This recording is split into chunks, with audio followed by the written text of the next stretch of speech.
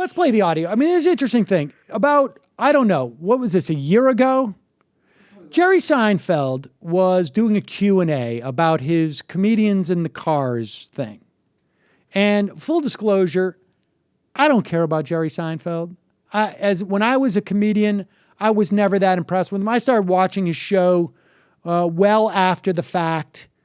And I find Seinfeld to be a fairly enjoyable show. It's eminently watchable. I met him once a couple of years ago. He was perfectly nice to me. Larry David, perfectly nice to me. I think Larry David is very talented. I never thought as a comedian that Jerry Seinfeld was any great shakes. He was bland, uninteresting, I guess mildly amusing, but never did it for me. He has this show where he interviews people in some of his fancy cars. Good for him. Gives him something to do. Great. It's probably more successful than this show. God bless him. Somebody once asked him, how come you have no or very few black comedians on your show? And he got all pissy about it. And really what he didn't say, and I don't think it's unreasonable for him to have said at that point, look, I've been doing comedy my whole life. In the comedy world, I'm just friends with other comedians. So I'm friends with Mario Joyner because he was a comedian when I was a comedian. The rest of the comedians I knew were more or less white. There was a couple other guys, and that was it.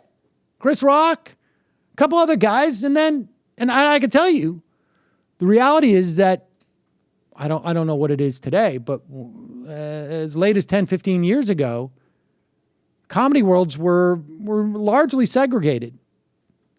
Not by design, but that was just,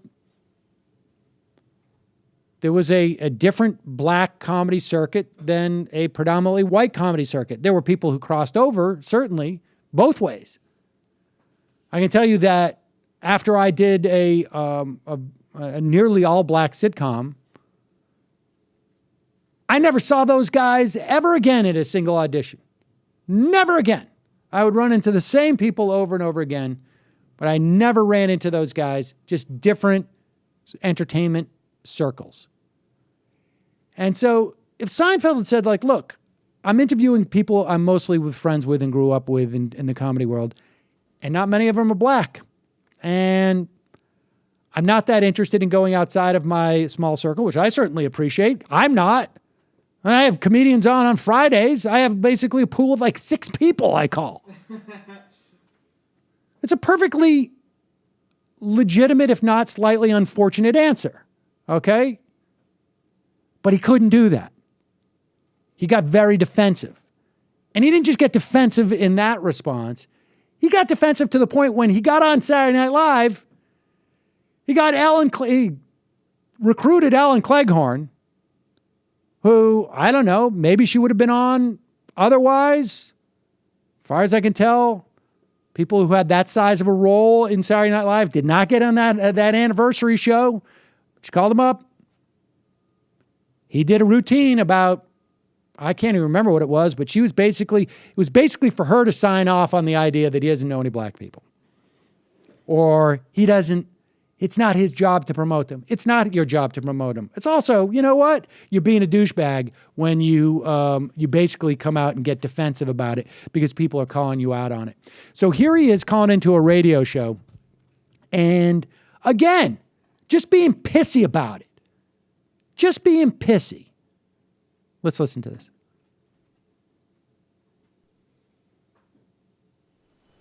Worry you. I was watching this Bruce Jenner story, and 2 days before he did the Diane Sawyer interview, Conan did a joke, and it's funny.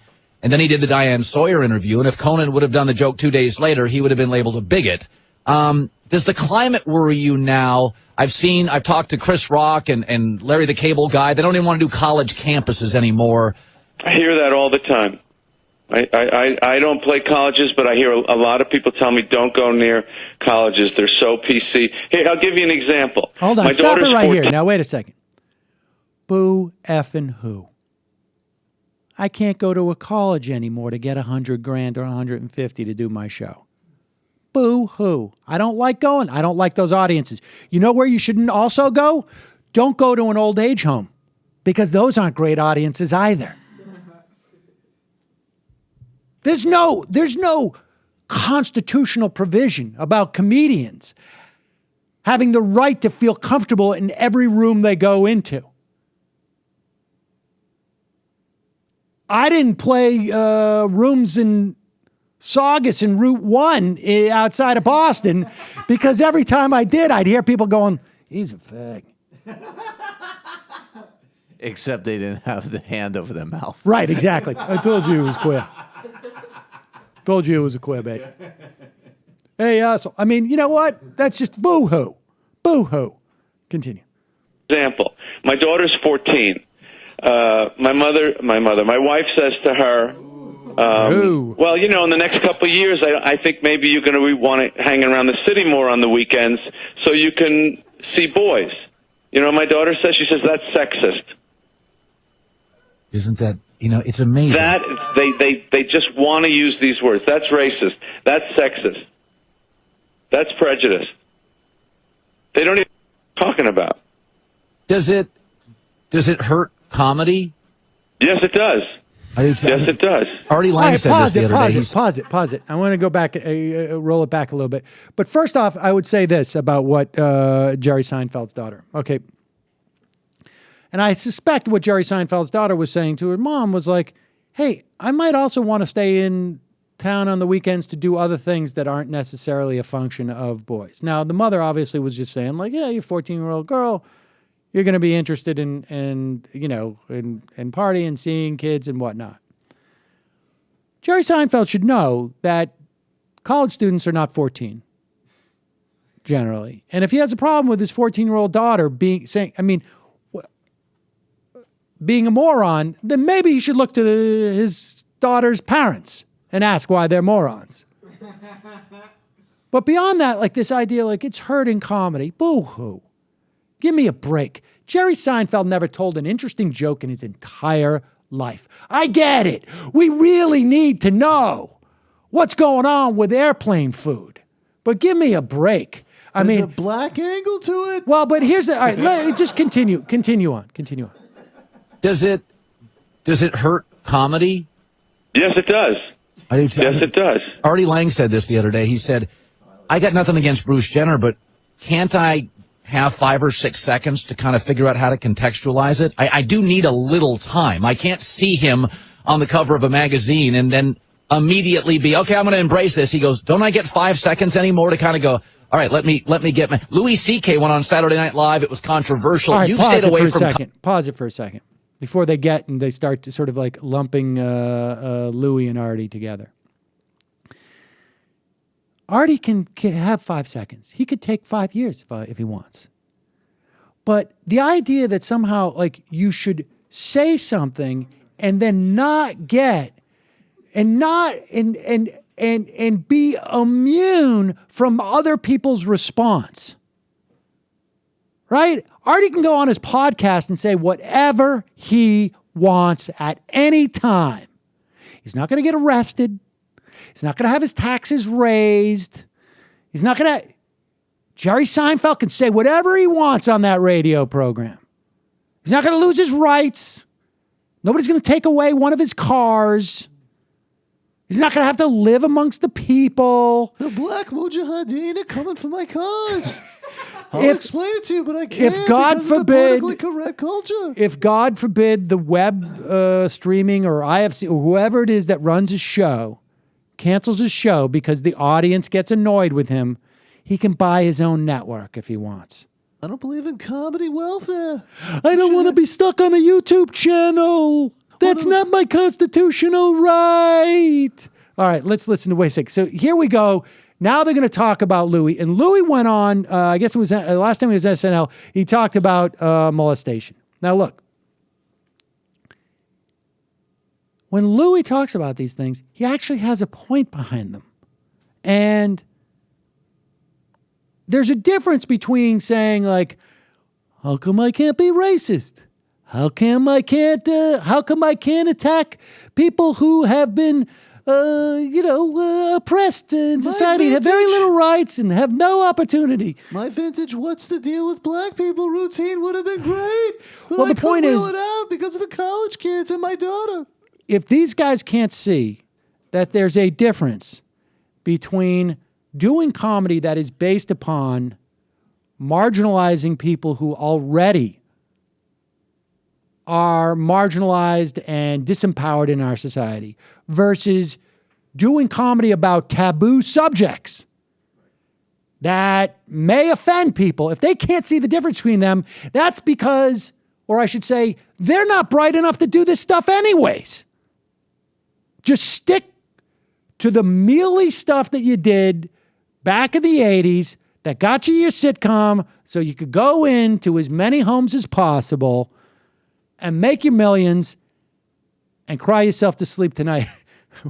There was a Frank Santelli, I think his name. I can't remember his name. I think Frank Santelli, who was a comedian from Boston, Santorini, I think it was, who did a little brief stint on The Sopranos. And then I think he tried to negotiate, and they just ended up killing him on the show. He once had a quote about people who were upset about their sitcoms, and it was just like, cry yourself to sleep on a pillow of money or something to that effect. All right, let's go. Continue. All right, let me get my Louis C.K. went on Saturday Night Live. It was controversial. You've stayed away from controversy, but Louis does a lot of theater stuff. I wonder if it worries Louis. No. Louis' great gift is he doesn't worry. He just does his thing. If I wanted to say something, I would say it. You got to go. Everybody has their hot zone.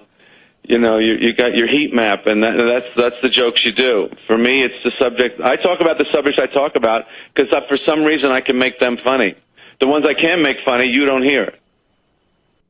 Yeah, there you go. In other words, I've never done really any interesting comedy. What I'm upset about is things are too PC because I got criticized because I don't have any black people on my show. And instead of just saying like, I hear you, I understand, I'm a limited person. I'm a human being. I just didn't have those experiences. I don't have those friends. I don't know what else to say. In a perfect world, it'd be better, but it's not. And that's it. Instead, he has to be pissed at the existence of those people who have a problem with it. I don't know what it is. I don't know if President Obama hates white people or he just has a deep-seated hatred of white culture. But you can't do bold humor anymore. Now, what about that airline food? There you go. When you ask a black flight attendant for Raisin Bran, I've noticed it takes 30 seconds longer. What's What's the the deal with that? I can't wait for his daughter to go, Dad, you're a douchebag. Former libertarian. I'm surprised you don't give more leeway to comedians to be offensive and push limits to test boundaries. I thought that was part of. I totally do that. I totally do that, and I've made that absolutely even clear. on this show. Absolutely. Arguably. It's just that if someone calls in and says that was offensive, I don't blame them for being offended by it. That's just the way it is. I mean, I definitely, I don't think that anybody should be prohibited from using any words, particularly in the context of comedy. I also don't think you complain when people react to it.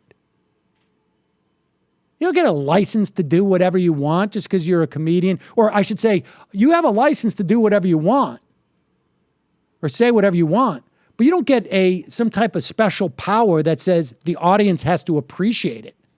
Also, the aim of whether you're trying to do provocative. You said it before. I think that's another important point. Well, that's just the way that I judge it, my own personal. No, I But you don't get to be. Get to be selling out rooms just because you're a comedian. Yeah, You just got to figure out a smart way of doing it. If you No, but I can't, think the then you guy's- lose. I think the guy's trying to point to something else that you weren't saying either. But I think that's more to the point, that you're not objecting to taking on taboo subjects. Not at all. Yeah. And look, I'm not objecting to someone who is willing to do something that they think is not racist, and I do think it's racist, and I won't go see them, or they may be a hostile crowd. Just don't whine about it. There are guys out there who do full-on racist stuff that's moronic and stupid, and they don't say, and they don't go, come, I can't go into, I mean, give me a break. Amos and Andy was a great bit. You can't do it anymore because of the college kids.